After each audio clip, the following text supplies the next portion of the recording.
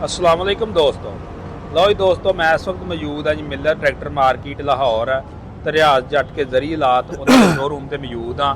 तो ये जिला ननकाना के जोड़े ATS के डीलर ने तो इन्हों नाल गलबात करते हैं ATS ट्रैक्टर के हवाले नाल और ट्रैक्टर मार्केट के हवाले नाल कि ये ट्रैक्टर की मार्केटा ने उन्होंने की सूरत हाल आ और जोड़े इन्होंने कोल जरिए लात तैयार होंगे ने उन्होंने हवाले के नाल भी की अपडेट आ और किहड़े किहड़े जरिए लात तैयार हो रहे हैं और किहड़ियां नवीं चीज़ां जिहड़ियां मोडिफिकेशन वास्ते आ रही ने उन्हां दे बारे भाई रियाज होना नाल मुकम्मल जानकारी दोस्तों नाल शेयर करते हैं। अस्सलाम वालेकुम भाई रियाज। वालेकुम सलाम। की हाल चाल जे? अल्लाह पाक ज़्यादा शुक्र भी ठीक दुआवां। ते की सूरत हाल जे जेहड़ा ATS ट्रैक्टर दी मार्केट आ?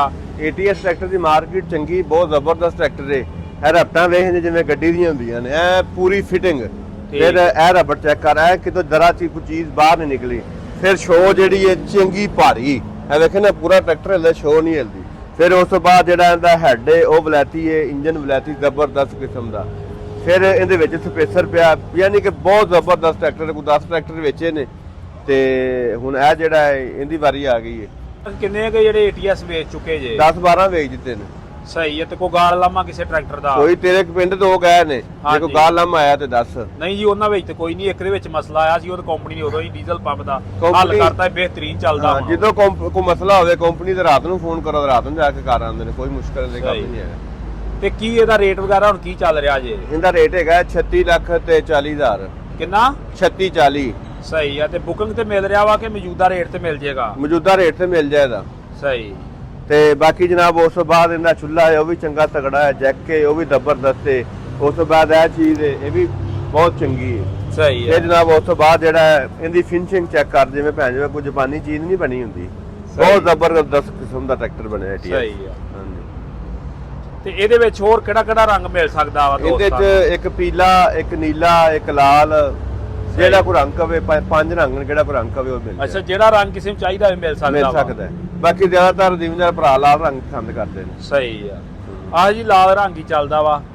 ਸਹੀ। ਇਹਨੂੰ 15-20 ਦਿਨ ਹੋ ਗਏ ਨੇ ਆਏ ਨੂੰ ਤੇ ਫਿਨਿਸ਼ਿੰਗ ਚੈੱਕ ਕਰ ਆਈ ਜਿਵੇਂ ਹੁਣ ਹੀ ਕੰਪਨੀ ਨਿਕਲ ਗਿਆ। ਸਹੀ ਆ।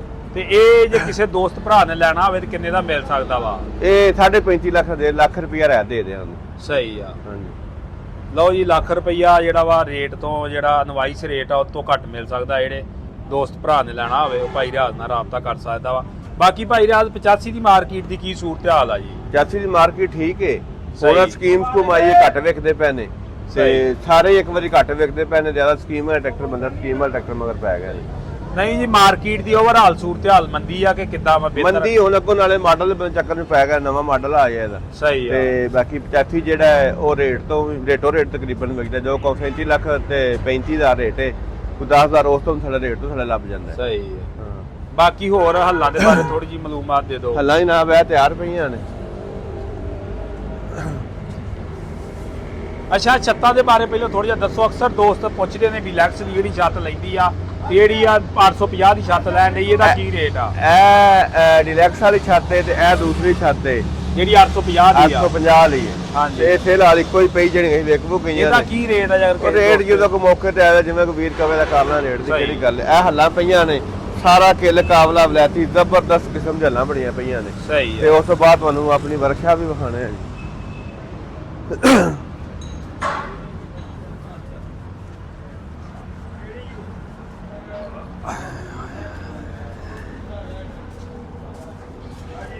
ਇਹ ਇੰਡੀਅਨ ਮਾਡਲ ਬੰਪਰ ਬਣਿਆ ਪਿਆ। ਠੀਕ ਹੈ। ਤੇ ਇਹ ਜਨਾਬ ਵੇਟ ਪੈਨ ਅੱਜਕੱਲ ਡੀਲੈਕਸ ਵਾਲੇ ਜੀ ਦੂਸਰੇ ਇਹ ਬੰਪਰ ਜਾ ਰਿਹਾ ਹੈ ਮੰਡੀ ਬਾਉਦੀਨ ਉਹ ਇੰਡੀਅਨ ਮਾਡਲ। ਠੀਕ। ਇਹ ਉਸ ਤੋਂ ਬਾਅਦ ਹੁੱਕਾਂ ਪਈਆਂ ਨੇ। ਸਹੀ। ਇਹ ਫਰੰਟ ਵੇਟ ਪੈ ਨੇ। ਉਸ ਤੋਂ ਬਾਅਦ ਇਹ ਹੱਲਾਂ ਤਿਆਰ ਹੁੰਦੀਆਂ ਪਈਆਂ ਨੇ ਜਨਾਬ। ਸਾਰਾ ਸਮਾਨ ਆਪਣੀ ਹੱਥੀ ਤਿਆਰ ਕਰਿਆ ਵੇਖੇ ਨਾ ਹੱਲਾਂ ਤਿਆਰ ਹੋ ਰਹੀਆਂ ਜ਼ਬਰਦਸਤ। ਫਿਰ ਵੇਖ ਕੋਡ ਇਹਨਾਂ ਦੇ ਕਿੰਨੇ ਸੇਵੇ ਨੇ। ਇਹ ਤੁਹਾਨੂੰ ਮੈਂ ਕੋਡੀਆਂ ਚੈੱਕ ਕਰਾ ਕਿੰਨੇ ਫਾਲੀਆਂ ਹੱਲਾਂ ਨੇ? ਇਹ 13 ਫਾਲੀਆਂ ਹੱਲਾਂ ਨੇ। ਸਹੀ। ਤੇ ਆ ਕੁੜਾ ਕੜਾਂ ਦੇ ਬਾਰੇ ਕੋ ਥੋੜਾ ਜਿਹਾ ਦੱਸੋ। ਇਹ ਕੋਡ ਜਨਾਬ ਰੇਲ ਦੀ ਪਟਰੀ ਦਾ ਕੁੱਟਿਆ ਹੈ ਜ਼ਬਰਦਸਤ। ਸਹੀ। ਬਹੁਤ ਚੰਗੇ ਕੋਡ ਨੇ ਇਹ। ਸਹੀ। ਹਾਂਜੀ। ਬਾਕੀ ਹੋਰ ਸਾਊਂਡ ਸਿਸਟਮ ਦੇ ਬਾਰੇ? ਸਾਊਂਡ ਸਿਸਟਮ ਜਨਾਬ ਆ ਪੈ ਨੇ ਇਹ ਯੂ ਸਾਰੇ ਤਿਆਰ ਹੋਏ ਪਏ ਨੇ। ਸਹੀ। ਤੇ ਉਸ ਤੋਂ ਬਾਅਦ ਇਹ ਸਾਊਂਡ ਸਿਸਟਮ ਪੈ ਨੇ ਇਹ ਜਿਹੜੇ ਨੇ। ਸਹੀ। ਇਹ ਸਾਊਂਡ ਸਿਸਟਮ ਪੈ ਨੇ। ਸਹੀ।